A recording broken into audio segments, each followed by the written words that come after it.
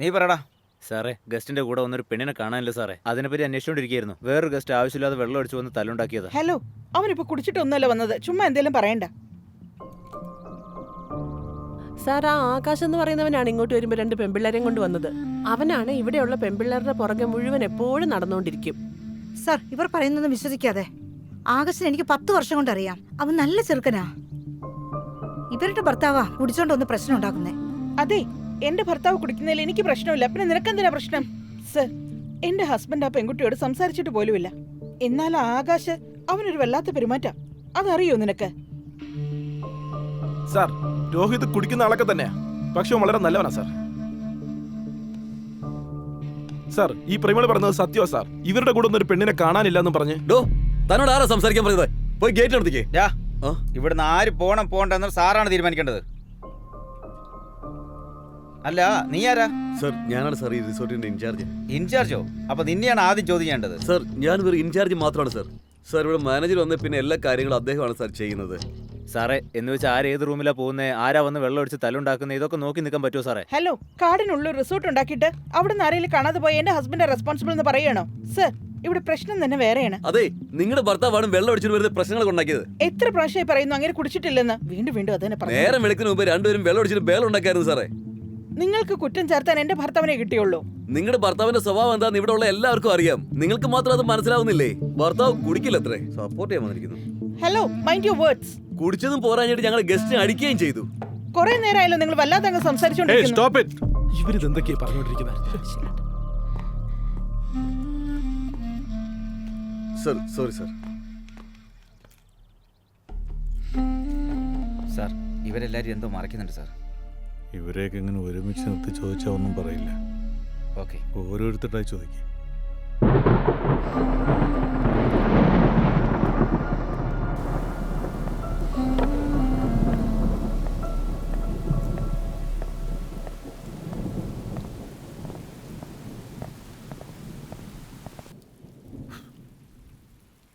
Sir, Rohit ഒരു തെറ്റും ചെയ്തിട്ടില്ല സർ. അവനെ വിട്ടേക്ക് സർ, പ്ലീസ് സർ, മനസ്സിലാക്ക് സർ. അപ്പൊ ആകാശാണോ എല്ലാ തെറ്റും ചെയ്തെന്ന് പറയുന്നേ? ആകാശാണോ നിങ്ങളുടെ റൂമിലൊന്ന് നിന്റെ ഹസ്ബൻഡുമായിട്ട് വഴക്കുണ്ടാക്കിയേ?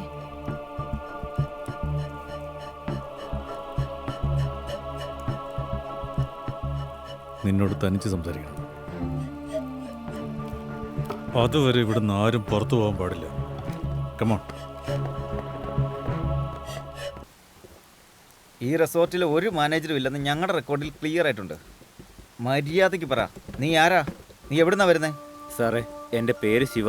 എൻ്റെ നാട് ശരിക്കും പഴനിയാ. ഞാൻ പൂർണിമ മേഡത്തിന്റെ അകന്നൊരു ബന്ധുവാ. ഇവിടെ മാനേജർ ജോലിക്ക് വേണ്ടി എന്നോട് വരാൻ പറഞ്ഞു. അതുകൊണ്ടാണ് ഞാൻ വന്നേ. നീ ഈ റിസോർട്ടിൽ വന്നിട്ട് എത്ര നാളായി? ഒരു 1.5 മാസമായി കാണും സാർ. കാട്ടിനകത്തുള്ള റിസോർട്ടിനകത്ത് എന്തൊക്കെയാണ് ഇവിടെ നടക്കുന്നതെന്നുള്ളത് വീക്കിലി അനുസരിച്ച് റിപ്പോർട്ട് ചെയ്യണമെന്ന് നിനക്ക് അറിയത്തില്ല. അത് ഈ ഒരു കാരണം മതി നിന്റെ ഈ റിസോർട്ടിന് ലൈസൻസ് ക്യാൻസൽ ചെയ്യാനായിട്ടും. അറിയാവോ? ചെയ്യട്ടെ സാർ, സോറി സാർ. അപ്പൊ CCTV ഫുട്ടേജ് എല്ലാം തരാൻ പറഞ്ഞത്? സാറേ, ഞങ്ങൾ ഇപ്പോൾ CCTV ഒക്കെ ഓർഡർ ചെയ്തിട്ടേ ഉള്ളൂ. വീക്കിലി വൺസ് ഗസ്റ്റിന്റെ ലിസ്റ്റ് അയച്ചില്ല. ഈ റിസോർട്ടിൽ CCTVയും ഇല്ല. ഇപ്പോ ഇവിടെ ഒരു പെണ്ണ് വരെ മിസ്സിങ്. നീയൊക്കെ എന്താണ് അവിടെ ചെയ്യുന്നത്? ഞാനായതുകൊണ്ടോ എത്ര മര്യാദയ്ക്ക് സംസാരിക്കുന്നേ? സാറെങ്ങനുമാണ് ചോദിക്കുന്നില്ല, എന്താ ചെയ്യാൻ നിനക്കറിയാവോ? പറടാ, മര്യാദയ്ക്ക് എല്ലാ സത്യവും പറ. സാർ, അത് എന്താ നീയാ കുറിഞ്ഞിമല റിസോർട്ടിലേക്കാണോ? ആ അതേട്ടാ, കുറിഞ്ഞിമലയ്ക്കാ പോകണ്ട. ആ, വണ്ടി കയറിക്കോ, വാ.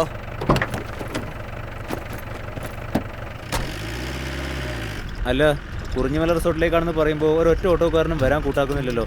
ഞാൻ രാവിലെ എത്തിയതാ, ഒരുപാട് നേരമായി വെയിറ്റ് ചെയ്യുന്നു.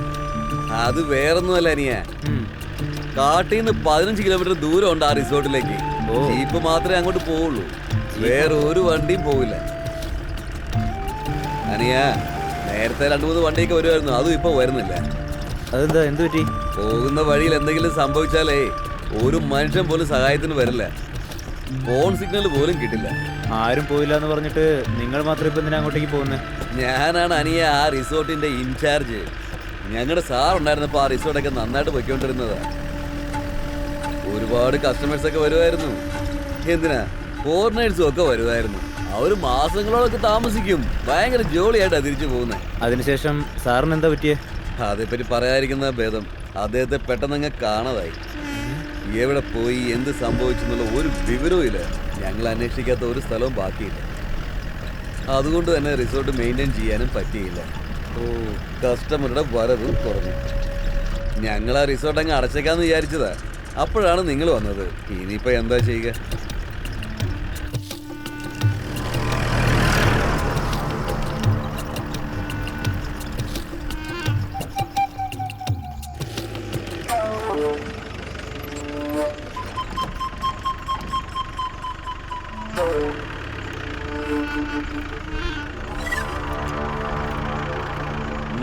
അപ്പോൾ എനിക്കറിയില്ലായിരുന്നു സർ ഈ റിസോർട്ടിൽ ഇത്രയും വലിയ പ്രശ്നമൊക്കെ നടക്കുമെന്ന്.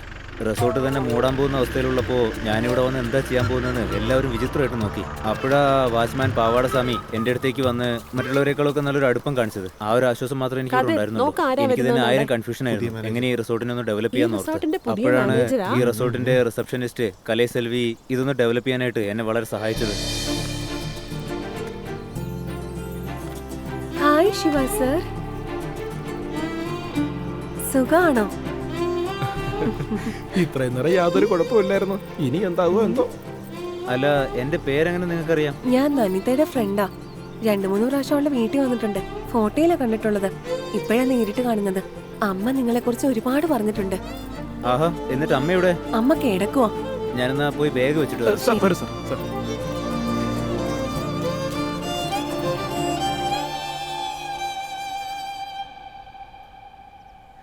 അമ്മേ, അമ്മേ, ആ ശിവ വന്നിട്ടുണ്ട്.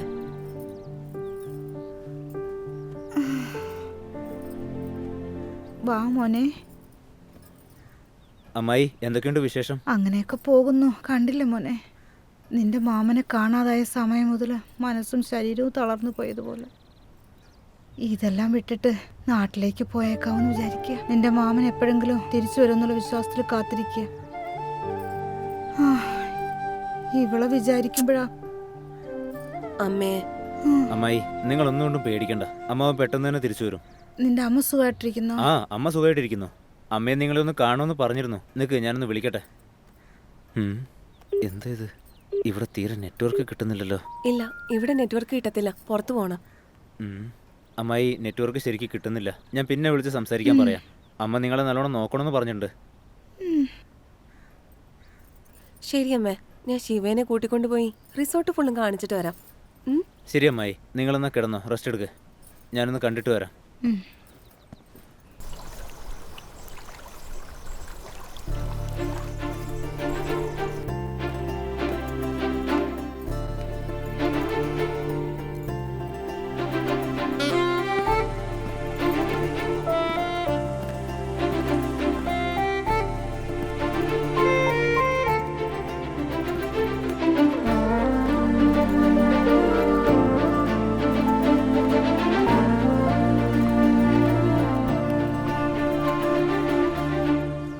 എന്താ?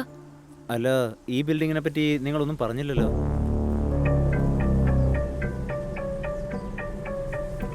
ഇതോ? ഇതാ റാണി ബിൽഡിംഗ്. അമ്മ പറഞ്ഞിട്ടുണ്ട് ഇങ്ങോട്ട് ആരും പോവരുതെന്ന്. അതുകൊണ്ട് ആരും വരാത്തത്. ബാ പോവാം.